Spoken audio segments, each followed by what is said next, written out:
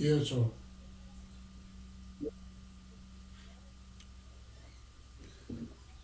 Ko kore ke hufanga mo ke talamalo e whanua. Kau mai ngahi haa ko toa pia kwa fakatupua. Kai ata mo e whainga maari e koe ni ke whakahoko atuai ai Polokalama ko ia. Ko e Vavangakitupu'a ai o ku whaia i ha whatalanoa. Pia mo Professor to ta Siosiua Lafitani pia mi he Ma'ananga Kenipela. Ki hono Vavanga i ko ia o e civilize o no aho. Pia koe hoko atuai ni ngahi whatalanoa.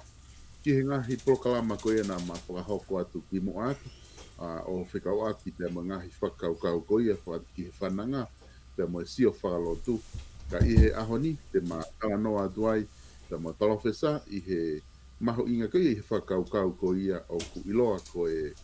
Evalusio to ko tupu maari e. I ene pehe ko taitali re ki mo tolu ko toa pe ku mo mea mai ki he Polokalama i he houani. Pia pehe ko ke te ki mo tolu ko toa pe te mo toki mamata i he tau Polokalama ko e Vavangakitupu'a. Ko fia foke taitali rei ai palofesa ke Polokalama ko ni ahoni taitali rei ko e palofesa ki he tau Polokalama ko ia o ki he whahoko i ahoni ko i pe i he Polokalama whamui na tatalanoa ai whama opo mai tatalanoa ki ngahi wakai whakalotu i ngahi tawhaaki he ke na tatalanoa ai ka i ahoni te tatalanoa i he evolution.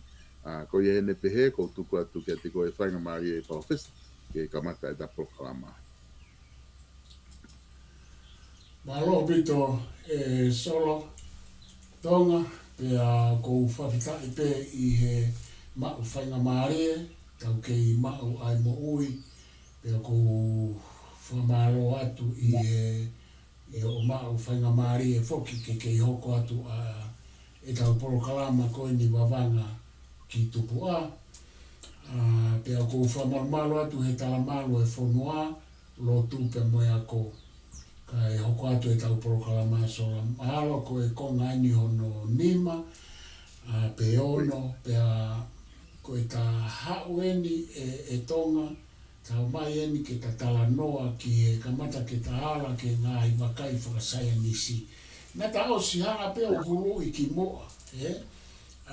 ta hulu pe ki moa kai te kai ke ta haueni pa kou whaamu ko ta talanoa whoki eni ki he anga e tau tupu mai, he ngahi uhinga ki he e tau tupu mai. Pea i kai ngata ai, ka koe anga e ne whikau aki mo ilo, mo poto, mo taukei, pea mo hanga e he whahinga e tangata o Vavanga-i e tau tupu mai. Aia koe mea e kōku o kutoa ai whamamafa Polokalama koe ni. Pea o whikau aki pepea mo no hingoa, Vavangakitupu'a, koe Vavanga ki he tuku au mai mo e kamata anga. Pa koe mea e koe o ko nofo ai ke whenga ai ke uhanga o whakatalatala atu. Pea na ta whai mai e tatalanoa i he Vavangakitupu'a, tatalanoa mai pea me he haueni me he lotu mo e whananga pea ta hao mai eni ku ta hao mai eni ki he tatalanoa eni ki he sainisi. Takamata eni he ufakaukau wha sainisi. Pea te ta alo atu ai o whanonga atu i e ngai whakaukau whae ka sainisi o ta alo atu ai ke whakaukau whaka filosofia mo whangalo sika ke tau tupu mai te ta whanga ose akia pe moanga ngā hi vavanga ki ai ka koe mea ni kōku o ku whaike ai toka ngā e tai mini koe tatalanoa e ahoni e tonga kau whaafoki atu koe tatalanoa ke fakakaukau o Evalusio koe evolution e sio e tangata science i roa Britania koia ko Charles Darwin pe ko Darwin aia koe mea e ko ku tānofo ai he foi Polokalama e ahoni te whainga ke utalanoa i pēi tonga a Darwin ai pe ata feunga i pe MALO e feunga i pe Evalusio a Darwin i e ta Polokalama ko ni kai te utu koat ka te koe ko tiko mea maho inga ia e professional de talanoa ki ai ka pau e foke manatu ai ka inga koe ni kutau mamata i Polokalama mo tau mui mai i he Polokalama Vavangakitupu'a na ta talanoa foki i he ngahi whananga o whawhihoanaki ki heanga e wakai ia koe me ta whaaki ko ia ki he uhinga e tau e tupu mai e ngahi mea ki he maamani koe ni me he ta whaaki ia e whananga pada hawai o talanoa ki he ngahi lotu kehe na ta talanoa ki ai meanga e nau wakai a ki nau tolu ki heanga ko koe o tupu mai koe e ka whai maamani me whahinga tangata mga hi mea ko koko ianga e ni tupu mai koe mi he ka whaaki koe lotu e sio kia ngahi lotu kehe wa o mai koe ni ke lotu whakaristeane koe ahoni ku o maho inga au pito ko ngahe ku mau e o ngota whaaki koe ahoni ko hange ko o talanoa e professor ku ta hau ni ke ta whaaki whakasai nisi ko inga oku ma o pito ano e anga e tau wakai atu ki he evalusio ki he tau sio atu koe ni ko ta hau ni ke ta whaakawhasai ni sien ke wakai ki anga wakai koe ni toko taha koe ni ko ke talanoa mai kia ia a Charles Darwin pia ko tui koe oku very excited a bito e ku whakaukau atu ki he taimi ku tau hauai mamari me ngai ta whaaki o hau mai ni ke ta whaakawhasai ni si ke tau sio ki anga e nau wakai a nau tolu ki he tupu mai pia mo e Evalusio ka te whafoket ka koe professor Alo vito e tonga koe ki mua koe tonga ki tau alo talanoa i ai sai nisi o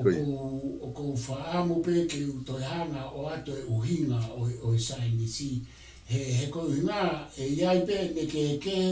i taim koe te ta alo ai o a whangatuko e ta Polokalama ta sio whaka filosofia mo whakalo sika ki he tau tupu mai ka neongo e tonga ka aku nau whekau aki ka aku te ai e nau ke aia koe ngahi uhinga whokeni ki sai nisi koe sai nisi upe he koe whakatotolo ki he whakaiki pe koe uho o e fuo o e umea koe whakatotolo koe ki he fuo ko mea ai au whai ia e filosofia mo losika ai whakatotolo ki he form o umea pa peherewa he uhinga ia e taha koe sai nisi koe whakatotolo ki he uho ki he contents mo details o umea aia koe whaka uhinga ia e taha ke sai nisi ka e omi ka atoa pe ia whakakau mai ke he tatalanoa e ngahi uhinga koe ke sai nisi e tonga koe uhinga taha ke sai nisi upe he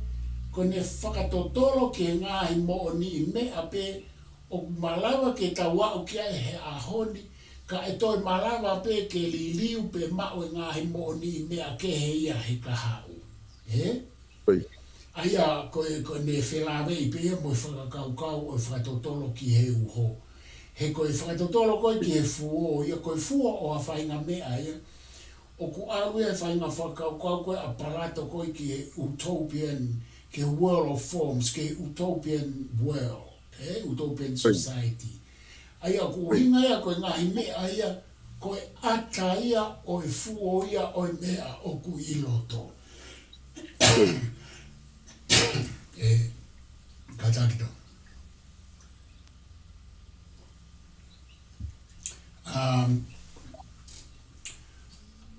aia ia koe mea ia oku kasakte te foki mai ta no koe ia katako ki he koe whatotolo ki he uho o e fuo o e umea.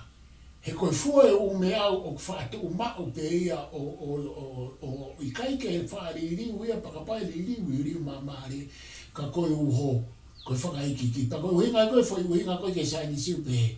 koe ngahi mo o ni i mea o ku tau mao he ahoni ka e malawa ke toi ririu pe mao ngahi mo o ni i mea ke he ia i he kahau. Koe uhinga ka hai saini si koe whakatotolo ki he anga o e function o e tō onga mo ui mo e whai whatongia ai ngahi kupu oha u mea. Aia o kohonau functionality o e u mea koe tau whatotolo ki anga whatongia o e mafu, koe whatongia o e koe whakaiki ike sino e tanga. So koe foi fuo e sino e tangata e koe tau sino koe fuo ia. Pea oku whotonga ke ka oku tau ilo koe fuo e o e mea koe tangata, oku ke he me fuo e mea koe hosi. Koe whakatapu. Pea koe whakaiki ki rewa whakatotolo ki he mafu koe fuo mo e mea koe mea e saini si ke hana e nau ngahi whatongia. Ka kou tui e tonga o pe ai mangai uhinga la he ke saini si kau whe unga ia ke hulu ake ai ku tala noa koe ni e tatala noa ke Charles Darwin. Ka te uwhakawhoke atu tō. Na kua mea ke tuangu me ke ka tato ki hoko atu. Ia, oku maone apito professor ko tui koe taha ia ha fakakaukau mahu inga ko don ke mahino ke te kitau tolo ku whanong he Polokalama ai mahu inga koe koe ha ai scientist koe uhinga koe ni kukihanga o mai he scientist ke doa ke tau mahino i lele he taimi te tau tala no ai ki fakakaukau koe ni upamanaki ke o mai ka kokore atu e professor ke ta hoko atu mua ki he fakakaukau koe ni o evolution. Sai ta hau tonga ke fakakaukau o Evalusio, o evolution. Pea kono ngahi uhinga ani o Evalusio i e sio luku fua pea mo sio ai tangata Chinese ko ni ko Darwin i he century tavalu tahiva tavalu tahiva isa tavalu tahiva ka koe Evalusio o ku uhinga ia koe tupu mei hamea o alu ki hamea o ku toe lele iange pe sa iange pe petange, ta leta, ta beta, koe whakamui mui, koe sa iange, koe whahinga fakakaukau ia, na e tupu mai mea mo whakaukau o toka ateline o progress, koe evolution, koe tau tupu me he mea, na e ikai sai, pe o kusai si i ke mea o kusai iange, pe lele iange, pe petange, Aia koe whakakaukau ia e taha o Evalusio. I e saini si whaloku fua pia mo Darwin. Koe whakaukau e taha Evalusio e tonga. Koe ene alu o liliu ai whotunga o e umea ko ia o toe atamai maama pelele iange. Koe whangamanu, nau alu me atamai whangamanu, o alu o nau alu e nau liliu i he whakakaukau e Evalusio, o alu pe ke nau toe māmaange pe matau ange. O nau alu me he kai whakakaukau lelei ki he toe whakakaukau lelei mo māmaange. Koe whakakaukau e taha Evalusio. Ia koe whakakaukau e taha o Evalusio whakaosi kaukau koko atu. Koe liliu ai me he hange koe o kumate ke alu ke mo ui mo fuo ange o alu pe o whakaiku o hoko mai koe tangata pea malawa pe ke tau pehe, pea alu ai peo liriu o alu koe ahangelo moe o tua, ka pao e hoko ate fai fakakaukau ko ia tonga. Ia tau pehe ka mata mai me ki unufe, o alu pea o hau pea o hoko koe ika, alu koe koroka taire, alu ko hoko koe ngeri, o alu pea o hoko koe tangata, koe fakakaukau ia, aya nga o Evalusio. Aya koe ngahi, konga lalahi pe ia o fakakaukau Evalusio ko fie tuku atu ke tau wakai ki ai na ikai ke fakakaukau maama tangata he lau miliona tau hau pe o mao e atamai kone o tau mau pe ko sino kone o tau mau na tau hau me foi unufe ko se whai na fakakaukau ia o evolution pe aku tau alu i he fakakaukau e Evalusio ke tau le iange he mea kotoa pe. Ka te whawho ki atu tonga. Maho inga pito, profesa e whakaukau. He ku wakai atu koe ki ai, ko ha mea na e topo, na ki sai si i pepe, na kai ke sai, ka kone alo pe taimi, mo ne topo o alo e kua ngā ia, te whakalakalaka nge kua ngā, ku topo pe ki mea ko alo te sai ange. Aia i hene wakai profesa pange ai whakaukau ia ko whahinga mea he o koe peke pehe ia koe sai taha e patu uai ko whahinga mea koe e revolve pe ia e bilo pe e alu pe ia ko ngahe ko ne alu ang koe taimi ke hao e taimi ki muini ko ne alu ia ke lele iange ka pau koe whakaukau ia oku hange koe whamatala ke whai profesa ka te u whafokia koe koe. Mahaloa pito e tonga pea o koerewa ngāhi whakakaukau tonga ki mua ke uhoko atu koerewa ngāhi whakakaukau iau nau whakawhi ātungi ai ai fo i talanoa ko ia aia oku peherewa ngāhi whakakaukau ia oku ikai ke tau alu pehe tau tolu fota peta ka oku tau alu pehe ai o mea e mi ihi, pea o mea e mi ihi o ku alu tu o ma'u pehe ia, pea o mea e mi ihi o ku liliu ia o alu ia ki he kovi, pea hange ko e tangata, o ku ikai ke alu e tangata ke atamai lele iange i he tawha ke taha, alu ke atamai lele iange ne fakatupu e teknolosia whakatata ki ai, ka i he tā i wā tatau, o ku alu e tangata ia ke toe atamai kovi ange i he tawha ake tā koe ngāhi whakauhinga pea o ku pehe he whainga whakauhinga koe ni o ku ikai ke tau liliu pehe tau tōru e mea kotoa pea o ku ne pehe e ia na ia e u mea na e liliu he hau ai liliu me unufe ki he ha ka koe fo isio koe a tā wini koe ia o ku hange whawhehu ia he ku hange koe na ia e o mea ia na i kai liliu ia o ku kei tuu pe whaahinga ia o apes pia mo homo sapiens o te kai ke ilo ia pe na nau liliu mai pe koe talu pe nia e nau pehe e nau tolu pe koe tau tolu ia koe talu pe e tau pehe koe whakaukau ka teu tuku atu tonga kata toki hoko ato e koe whakaukau pe o ku tokehe kehe moeanga koe pehe koe liliu fota peta pe koe alu ke tau saianga tana tau hau me unufe tau alu en ko liliu mai unufe o hoko pe koe foi maka o hoko mai koe tangata pe ko tau totom lewa hane koe lau ko a Frederick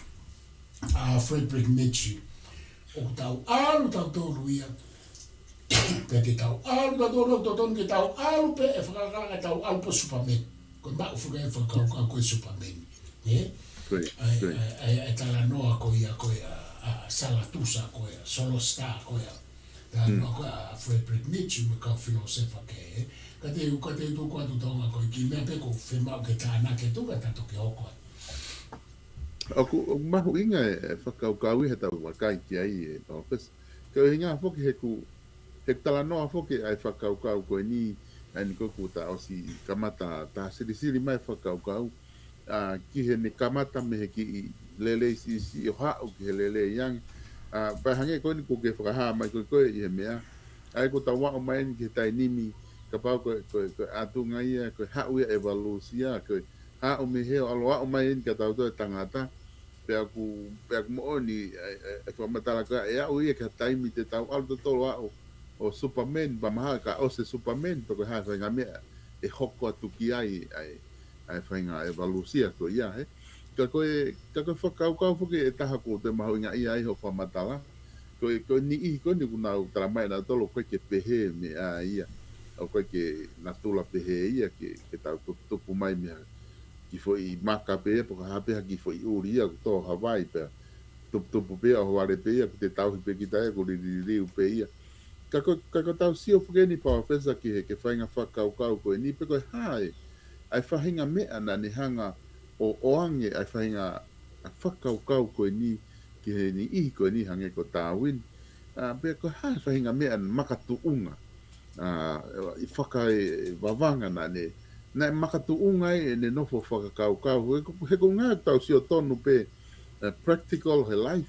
e kai ke tuku haki wei mea ia ha tau e taha pe tau e ua pa te sio atu ki aia o ku fuahane ko o siriri o haka ki foi maka ia o ki foi unufe mahalo ko whahinga whakaukau ia e tupu ia he lau I tau pe miliona kako ngā te sio atu ki aia o koe ko hamea ke liliu ngofua pe hoko ko ki unufe me ki foi maka ka kua pau ke teike futai milahi pe koe hae mea na ne hanga o motivate ene whakaukau ke ni whakaukau I o ku malawa ke iai mea pe heko Evalusio ka te whafoke atu palapesa Maria o pito tonga ho whehu I mai ko ia wa te uki lawe si ke ai kata toki hoko atu koe talu koe o I ka mata mai koe ai kuonga whakawhananga mo I makape ai lotu ai a tau pehe pe koe anga ia e ongo marawa pe tau pehe koe ongo fuafua kupu fifiri pe koe kupu whakasaya nisi ai tangata e whananga moe pe moe lotu moe na he uhinga e tonga ko na ua ko ongo kupu ia whakasosiare na whenga ke na ilo pe na tau tupu mai me fe ai whananga moe lotu Aia koe mea mahu inga ia pea tau whanonga mai whoke ai o au mai ke makape a filosofia pea moe sainisi moe losika I karisi na e hoko atu ai pe a kau filosofa moe kau sainisi I ono whakawhehu I ke tari e foi whehui pe koe anga whakawhewe a e tau tupu mai ai hoko mai o mea ai koe whehui whaka ontology ontology ko ontologia ia pe mo fehui na yanga fa fe a e tau ilo atu a epistemology ki he tupu mai ai umea aia pe na e ha upe foi kau pe au ko ia tonga o ha upe o a mai kia Darwin kako Darwin ni Maria fehui hanga e Darwin tonga o tupu hake I hene moui whakasai nisi, pa koe hanga e ia o ako, hanga e tawini o ako I pene hanga whakatotoloi, ai hanga ai tupu ai ume a I natula. Pene sirewa tawini ia, koe ātakai, o koe ai ene mahu inga, ke ne hanga o ai e mea ke moui, pe ai e mea ke mate. Ko environment, ko how they adapt, ko foi adaptation, ko foi mea mahu inga ia ka tāwini. Aia e tonga na e siore wa tāwini, ko hame utupu ai ki fuakau koe pea mate. Kai moui e ki fuakau koe. Pea siore wa tāwini makatuunga I e ātakai ko ia ko e hae whaahinga natula o e ea, o e kere, ko e hae mea moui o ku ne hanga tāmate I e, ko e mea moui ne kai e mea moui ko mate, pea moui e mea moui. Siore wa tāwini ko e whakaukau ko pehe nae whanga monu manu hang ko e tāne soa mo mea ko hamena nau mate ai. Aia o fakatupu re wai e whehu I ka tā wini I ene fifiri, kumihakiri. Na e tupu mai e ume a pehe tā wini. Na ke whakatupu mai a e he otua. He? Na ke whakatupu mai a hange koe lau a hai mo hai he whananga mo ulotu. Na e tupu mai e nia, tupu mai pe ia mei na tula, pea nau wheririu aki I he uhinga a tā wini, aia koe ne fakakaukau o natural, o kui whapaparangi koe natural selection.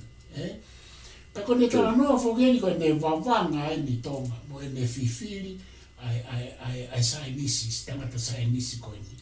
Pa ne pehere, koe natural selection, o ku makatuunga ia he a takai,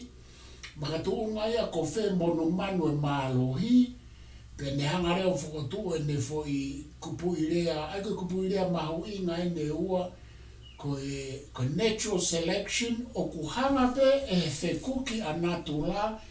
o whiri mai me iai ai monu manu mo e akau te nau mo ui e Tonga, koe uhinga ia natural selection. Seleki mai pe, e he whekuki a natula, hanga he laione o kai e whangamanu koe, pe mate at nau tō, na e hanga he talakoni pe koe taiano soa, tamate, ai koe ngai whananga whakume ngai talanoa, pa koe te uwhamoni na e umonu manu pe. Kai sio rewa ki ai koe a tahawini o ne pere, koe natural selection, e pak whikawaki a mani whakaukau tā koe survival of the fittest, he? Survival of the fittest o ku uhinga tā wini, ko koe pe koe might is right I he tuu anatula. Ko koe pe I he lao e vao tā. Ko koe pe o ke mālohi, ko koe ia te ke mo ui mai. Pe sio rewa ai a tā wini o pe. Koe uhinga e na e mo ui mai ai e umea koe, koe ne fakakaukau e tā. Survival of the fittest, pe koe natural selection, pe ne toi peherewa e Tonga e ne whakaukau e ta. Pe nā nau toi mo ui mai e umea koe, hange koe whahinga e tangata, ko e ne liriu mai me foi fuo koe, mo e foi uho koe, ki e foi fuo, mo e foi uho koe.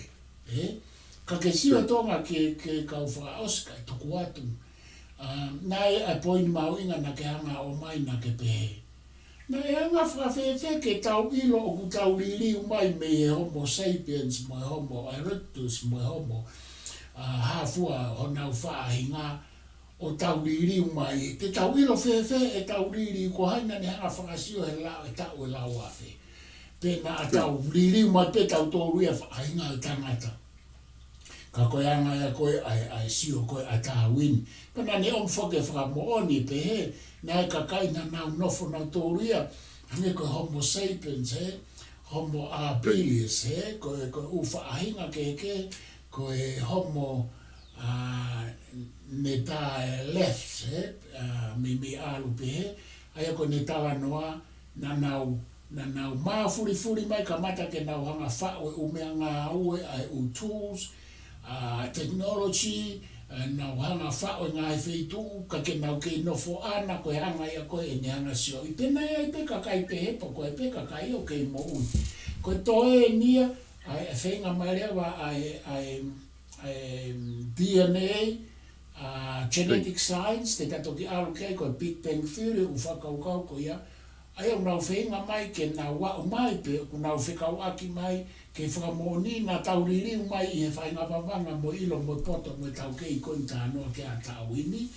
Pe ko tau tōruia na tau hau kakato pe hempe, tau tōru hange koe tala noa, he whenga ngai whokenia tonga mo tānoa e tohi tapu. Koe tau tōruia koe tumu tau tōruia fakatupu, na kei ke fakatupu mai tau tōruia ta mahi tohi tapu ko ha apes, pe tau toki wheriuri wak mai e kalas ke he homo. Kai koe homosexual, koe kalasi o homo o tau hau ai, o tau hau mai koe ni ki e human beings, ka teu whaafoke atu e tonga maro. Koia, e professor mahu inga apito ai, e tau sio atu peneongo koe hae ai whahinga, he kono mo oni hange koe na ke kuke whamatala ki ai, koe whahinga wavanga koe na e whai e he toko taha koe ni.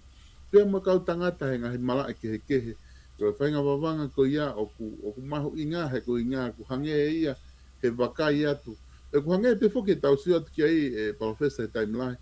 Ko ha mea na ne fakakaukau ki ai ki tupu mai ki mea koe na te ke fusai pe alo au ka foi taimi ki muini mai aluia fusai au pito. Ai a